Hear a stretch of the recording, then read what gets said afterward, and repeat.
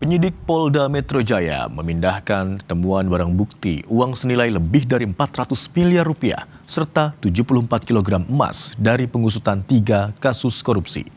Sebelumnya, polisi telah resmi melimpahkan 3 kasus tersebut ke Kejaksaan Agung. Gedung Ditreskrimsus Polda Metro Jaya dijaga ketat sejumlah anggota BRIMOB pada Sabtu malam. Penjagaan dilakukan untuk mengamankan proses pemindahan seluruh barang bukti 3 kasus korupsi besar. Barang bukti dipindahkan ke Gedung Direktorat Tahanan dan Barang Bukti Polda Metro Jaya menggunakan 2 mobil rantis. Sementara di malam yang sama, Presiden Prabowo Subianto memanggil Menteri Pertahanan Syafri Syamsuddin, Jaksa Agung ST Burhanuddin, hingga Kapolri Jenderal Listio Sigit Prabowo ke Istana Negara.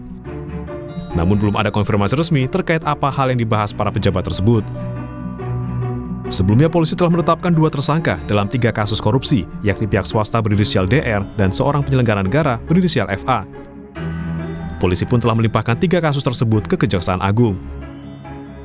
Kita telah melaksanakan gelar perkara, dan berdasarkan gelar perkara, kita telah menetapkan 2 tersangka saat ini, yaitu saudara DR yang telah diduga melakukan tindak pidana pencucian uang yang diduga berasal dari tindak pidana korupsi.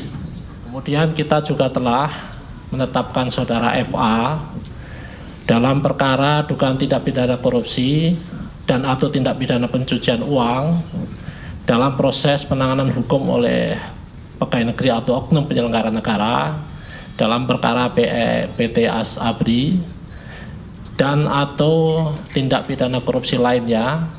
Hari ini walau diserahkan kepada Jampisus, kita tetap koordinasi sinergi dengan Kakor Tas Tipikor beserta jajaran agar ada kepastian dalam penyelesaiannya.